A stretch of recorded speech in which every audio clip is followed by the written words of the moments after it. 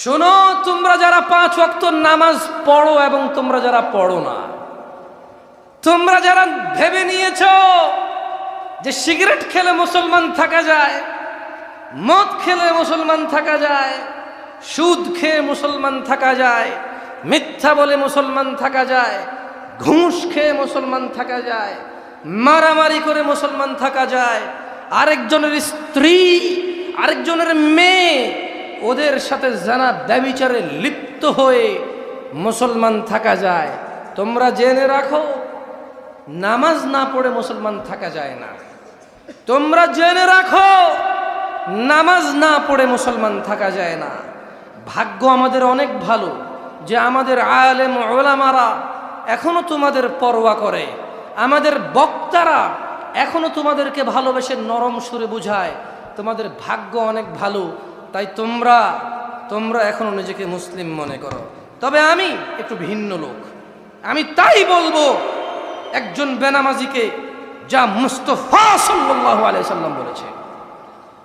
যদি জামশেদ মজুমদার কিছু বলে সেটা তোমরা বাদ দাও, ফেলে দাও। যদি মুহাম্মদ সাল্লাল্লাহু আলাইহি সাল্লাম বলে মেনে নিবে তো? মুহাম্মদ সাল্লাল্লাহু আলাইহি সাল্লাম বললে মেনে নিবে? আসসালামু আলাইকুম ওয়া রাহমাতুল্লাহি ওয়া বারাকাতুহু। আলহামদুলিল্লাহ, ইন্নাল হামদালিল্লাহি নাহমাদুহু ওয়া নাস্তাঈনুহু ওয়া নাস্তাহদিহি ওয়া নাউযু বিল্লাহি মিন শুরুরি আনফুসিনা ওয়া মিন সাইয়্যাতি আমালিনা। من يهده الله فلا مضل له ومن يضلل فلا هادي له وأشهد أن لا إله إلا الله وحده لا شريك له وأشهد أن محمدًا عبده ورسوله فإن أصدق الحديث كتاب الله وخير الهدي هدي محمد صلى الله عليه وسلم وشر الأمور محدثتها